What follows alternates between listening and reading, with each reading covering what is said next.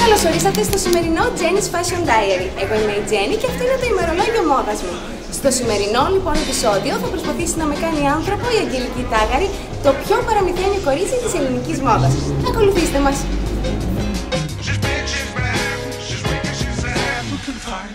Με λένε Αγγελική και έχω το blog Barefoot Touches και σήμερα έχω έρθει εδώ να κάνω την Jenny πριγκίπισσα.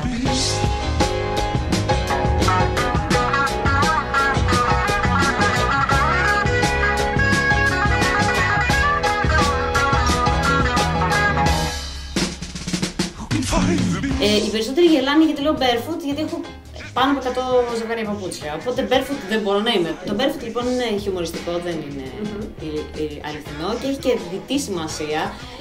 Γιατί barefoot θέλεις να ντύνεσαι ωραία χωρίς να ξοδεύεις μια περιουσία. Δεν χρειάζεται να δίνεις πολλά λεφτά για να ντύνεσαι σαν πριγκίπισσα ή σαν δούκισσα ή σαν βασίλισσα ή δεν ξέρω τι. Μπορείς και με πολύ λίγα χρήματα να ντύνεσαι πριγκιπικά. Το Duchess είναι επειδή τον άντρα μου του λένε Δούκα. Το πήρα λοιπόν. Εσύ Δούκισσα, σωστά. Ο Δούκας και η ακριβώς. Ο κύριος Δούκας και η Δούκισσα. Τι έχεις φέρει σήμερα για μένα? Τούλια, πριγκίπισσες, στέμματα, ραβδιά. Θα σε κάνω πριγκίπισσα σήμερα.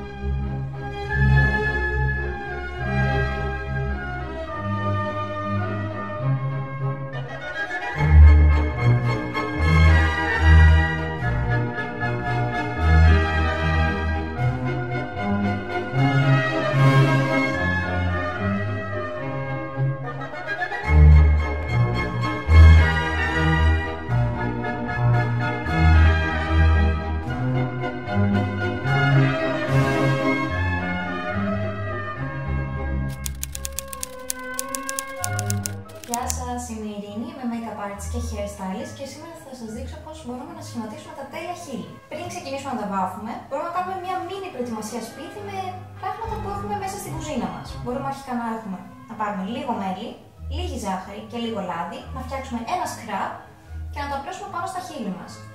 Κάνουμε μια μίνι απολέπιση έτσι. Τα προετοιμάζουμε για να κάτσει καλύτερα πάνω από το κραγιόν.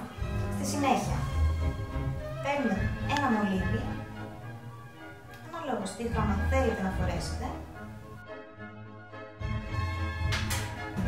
Να τα κάνω λίγο πιο juicy.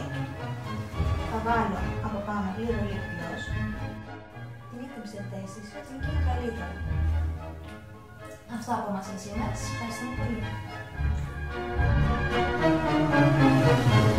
Να σε ρωτήσω κάτι όμως, έτσι μπορώ να βγω έξω? Πού να πάω? Θα με κοροϊδέψουνε.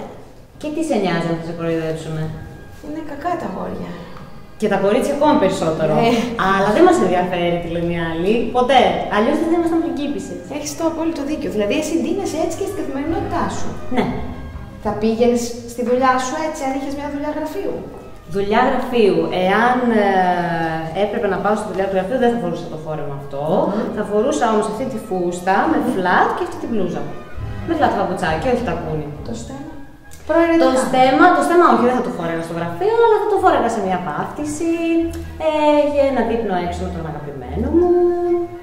Η τέλεια φωτογραφία για το Instagram πώς βγαίνει? Η τέλεια φωτογραφία, αναλόγως. Θέλεις να βγάλεις τον εαυτό σου ή θέλεις να βγάλεις κάποια αντικείμενα? Τον εαυτό μου, έτσι, ντυμένη. Τον εαυτό σου. Θα ζητήσεις από τον άνθρωπο που σε ξέρει πολύ καλά και είναι από τους πιο αγαπημένους σου, γιατί μόνο αυτοί θα σε βγάλουν την καλύτερη φωτογραφία. Α, ναι, τόσο απλό. Ναι. Πάμε. Πάμε. Τη Ζάντα. Τη Ζάντα, πάρτε μου.